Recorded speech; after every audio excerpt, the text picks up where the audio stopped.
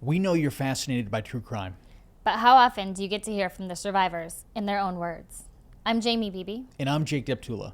We're the host of Strictly Stalking, the true crime podcast that explores the devastating crime of stalking Every week, our guests reveal the true terror they're facing at the hands of a stalker. and the steps they take to fight back. We're uncovering the real stories you think you've heard, from Tara Newell surviving Dirty John to others you won't hear anywhere else. Be sure to subscribe to our podcast, Strictly Stalking, from Cast Media, wherever you listen to podcasts. Rescuers are an integral part to the preservation of animals. After all, without them, countless animals would not be alive. So, we believe in our rescuers, and we believe that they're protectors, that they are morally upright people, and many of them are. But there are a few who do not embody these qualities. Some are wicked to the core, using rescuing as a covert way to abuse animals and potentially gain profit.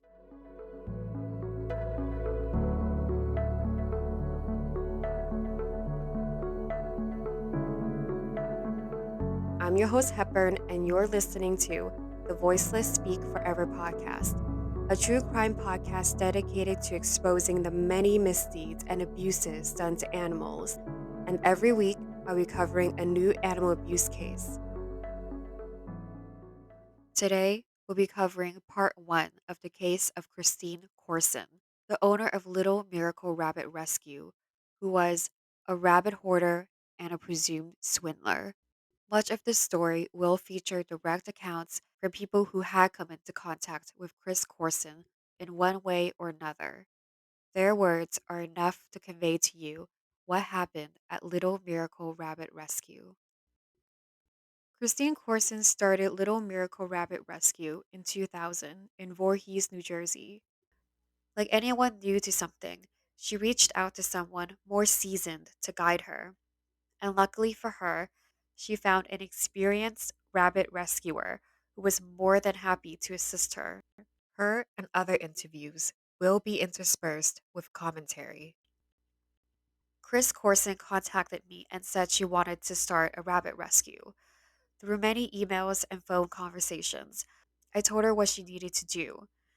Told her she needed to have a vet to spay and neuter, told her to screen potential adopters, how to check vet references of potential adopters, sent her a generic adoption application and adoption contract so she could use them, told her what to look for in adopters, and told her about home visits to see where a bunny would be living.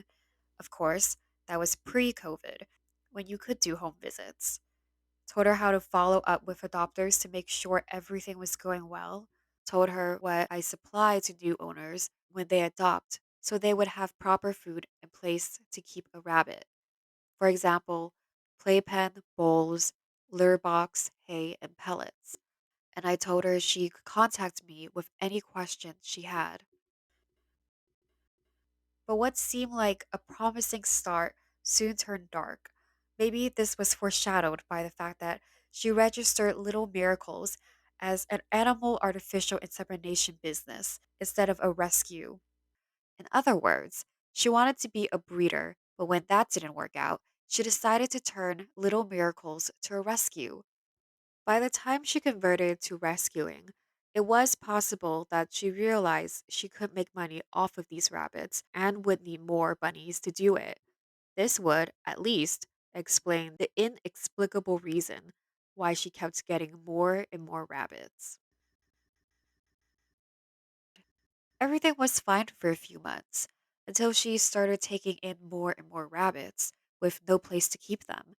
Some time passed, and I get an email from her saying she couldn't afford to have bunnies spayed and neutered, and they were breeding, and she had no way to stop it from happening. She said she was keeping the bunnies in a shed, and that's where they were breeding because she didn't separate them. She didn't have the space, she didn't have the pens and or cages to keep them in. They were just loose in her shed. Next email to me, she was in a panic. She said that there were rats in the shed she kept the bunnies in, and she didn't know what to do about them. I told her she needed to stop taking bunnies in, try to find fosters so she could get bunnies out of the shed and stop the breeding. She never did. As you heard, Chris didn't take this expert rescuer's advice. She didn't improve the condition that the buns were in. Instead, she chose to focus her time on getting more donations. The ironic thing is, she had a wonderful webpage that made her look like she was an angel for all the bunnies she saved from terrible circumstances. Even more ironic thing was seeing all the posts from her on her webpage.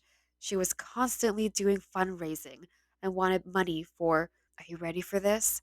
A new home, new appliances, and furniture for the shelter she wanted for the rabbits. As I remember, she wanted tens of thousands of dollars for her new place. And Chris even went so far as to praise herself. I followed her on her webpage and Facebook page to see what she was doing. She constantly praised herself for all the work she was doing and attacked anyone that said anything she didn't like. By this time, articles started appearing in newspapers about the complaints about her. People called the SPCA on her, which only fueled her hatred of anyone that dared to speak out against her. She said they were all lies. There's a forum discussing whether they were lies or not. Some saying that there are two sides to every story and that Little Miracles mustn't have been that bad. After all, if the SPCA was called in but did nothing, then everything mustn't be as bad as people are saying. But here's the thing, the New Jersey SPCA didn't do anything to stop Chris because they didn't know how to do their job well. Because in 2018, former governor of New Jersey, Chris Christie, signed a bill disbanding the NJSPCA. Not only had the NJSPCA not been filing their tax returns, but they had a backlog of uninvestigated animal cruelty cases too. The NJSPCA was so inadequate that the bill to dissolve it actually passed both the Senate and Assembly almost unanimously, something that is so rare to see in the United States today. Additionally, the laws to protect animals in New Jersey are fairly weak, so the fact that NJSPCA, who had enforcement power before the dissolution, not doing anything isn't that much of a surprise. In fact, if you listen to a segment of the interview I did with the rescuer, they point out how especially weak laws are regarding rescues. Rescues are not like township shelters. Shelters have inspections and have to abide by the laws of the county or state that they are in. Rescues have to answer to no government agency, so we try to police ourselves. If we see or know of something wrong with a rescue, we try to do something about it. I've called the SPCA on a few rescues, who, over the years, ended up being nothing more than hoarders. So, as I said, we police ourselves. So the logic that the defenders have put out there about how if Little Miracles was so bad, law enforcement would have done something about it doesn't hold water. Furthermore, some commenters posited that these complaints might be coming from disgruntled volunteers or rival rabbit rescues. Here is a rebuttal of these claims from someone who saw the harsh, abusive environment at Little Miracles firsthand. Our rescue, Little Furry's rescue, has no interest in opening a shelter. We do not feel that Little Miracles or this person is reputable. So, no, we do not have any competitive or jealousy issues at all. It's just really hard to feel that the bunnies who have suffered have gotten any closure when everyone, including the one person who was supposed to be there for them, won't even acknowledge them or what she has done to them. The issue was so bad that this same rescue had to go onto another platform with an open letter pleading for other legit rescues to help the rabbits at Little Miracles. To whom it may concern, I work in rabbit rescue in New Jersey. It is my sincerest hope that this email finally falls into the right hands, into hands that have enough compassion to read this email and want to help the ones who are suffering from injustice.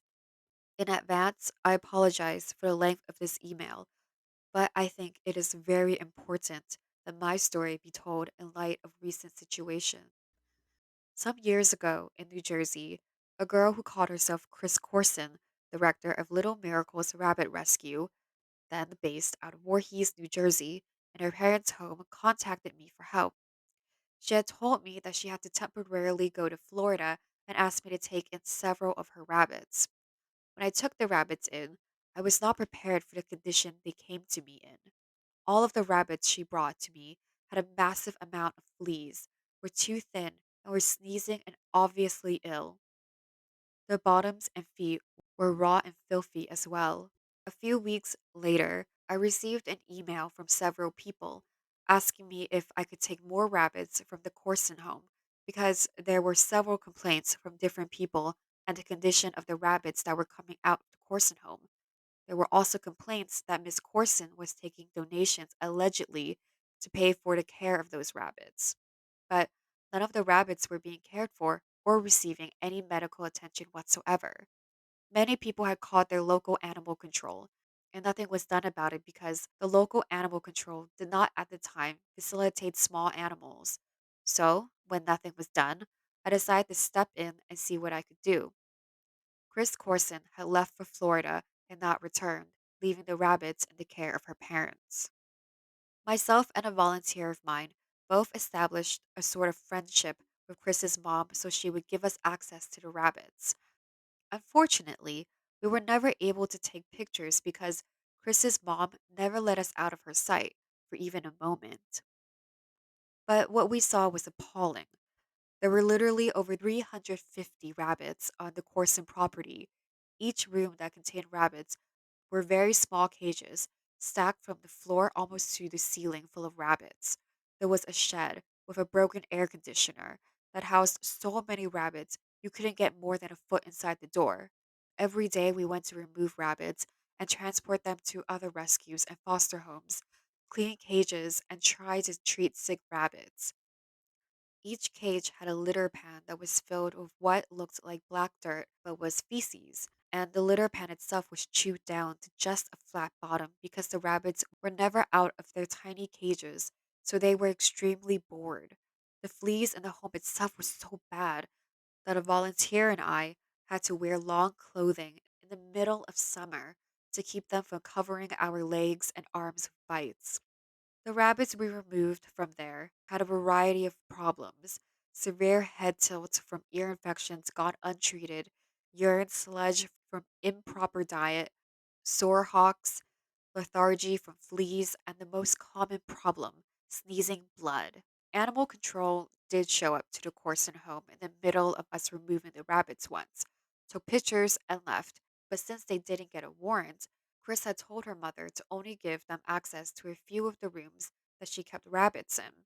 Since the rabbits were all hidden behind closed doors, and I believe the room that held the sickest rabbits was even locked, the animal control officer had no idea how many rabbits there really were, not to mention the fact that he had come the day before and was denied access. So he told Chris Corson's parents that he would be back the following day to see the rabbits. So they had 24 hours notice. After the officer's investigation, he advised Chris's parents that once the other rescues involved took all of the rabbits or most, to not take any more rabbits. Because as a rescue, our primary goal to rescue and help the rabbits we rescued, the investigation aspect of it fell to the wayside. I was horrified when I heard that Chris Corson had started calling herself Christy Corson and was rescuing rabbits and other animals full force in the state of Florida now.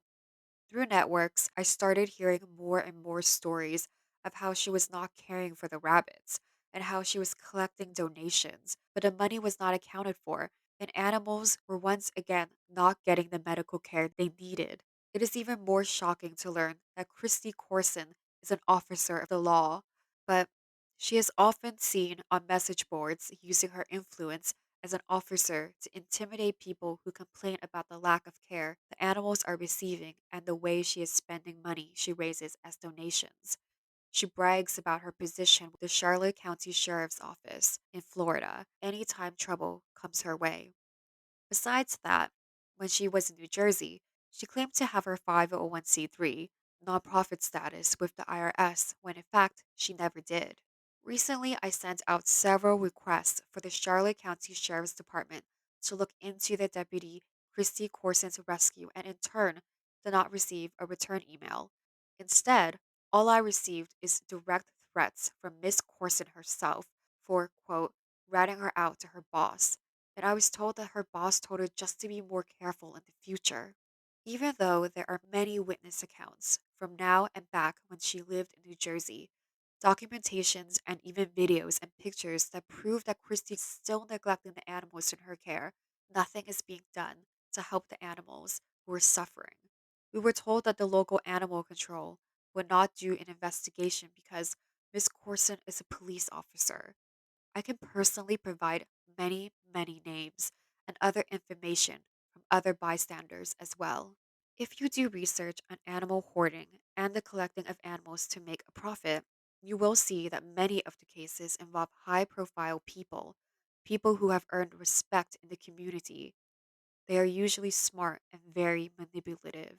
So I beg of you now, for the animals that have already suffered, the ones that are suffering now, and the ones who will if something is not done, and the people who have been victimized by this woman, please tell me what can be done for them to stop this once and for all. Consider this.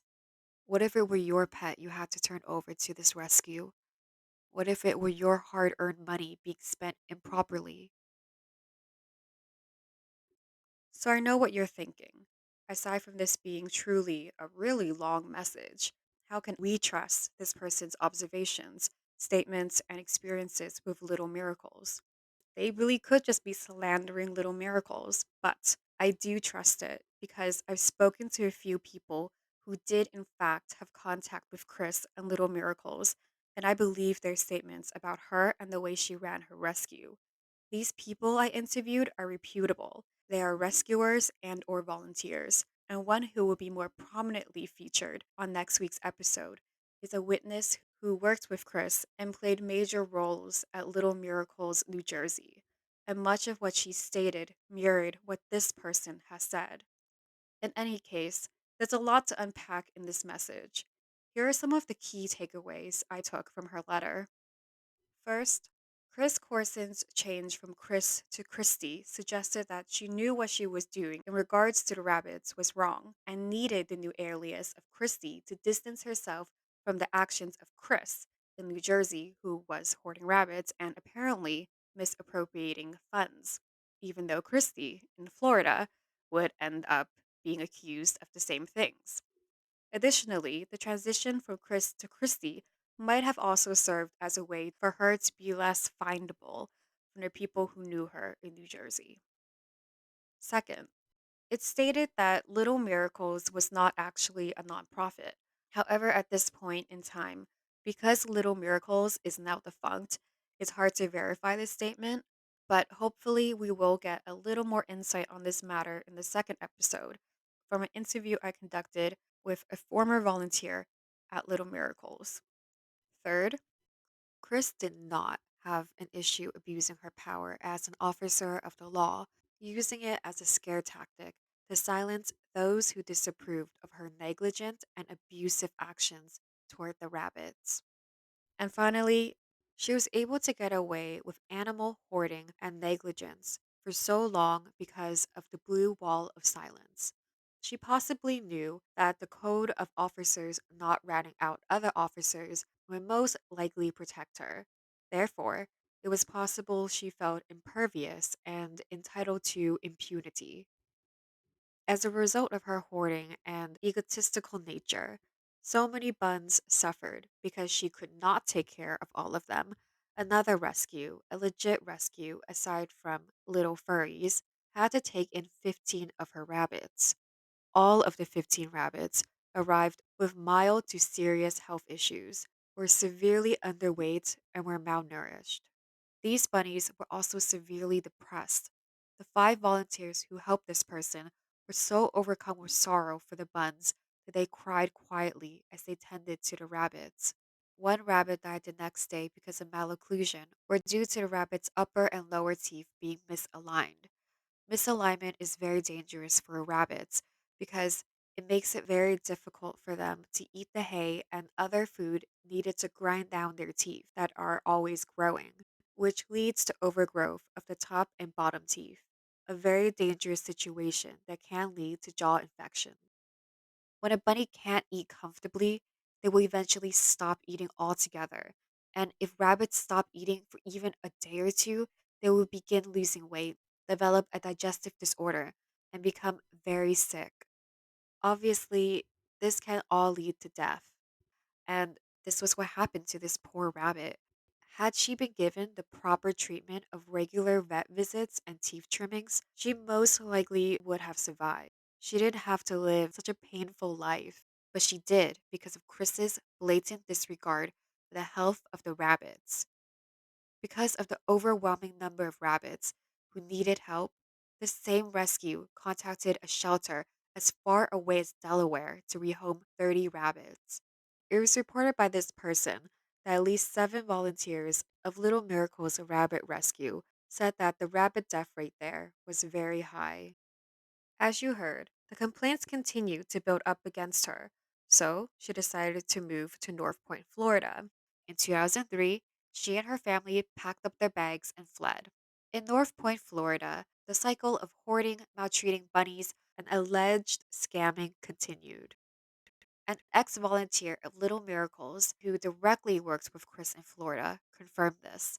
This volunteer said that they weren't working for another rabbit rescue, and this person wasn't relieved of their duty by Chris. This person left on their own volition because they felt that the conditions were too horrid to continue. In fact, this person, before they became a volunteer, donated money to Little Miracles that followed Chris's Facebook page because they were impressed by the condition the Bunts were living in and the way Chris was taking care of them. When they signed up to volunteer at Little Miracles, they had every intention to help Chris take care of the rabbits. But as soon as they started volunteering there, they discovered that everything was different to what was being presented. Quote, before I even opened the door to the rescue, I could smell the urine. Inside was a mess. The number of rabbits in the rescue building grew. Every time I went there, the conditions were the same. The rabbits lived in their own waste. The rabbits would be standing on their tippy toes, begging for food and water. Many had fleas and ear mites. Many were sick. In an attempt to help the bunnies, the volunteer continued giving money to Little Miracles, donating, buying food, hay, and litter. But each time they went to volunteer at the rescue, the conditions remained the same.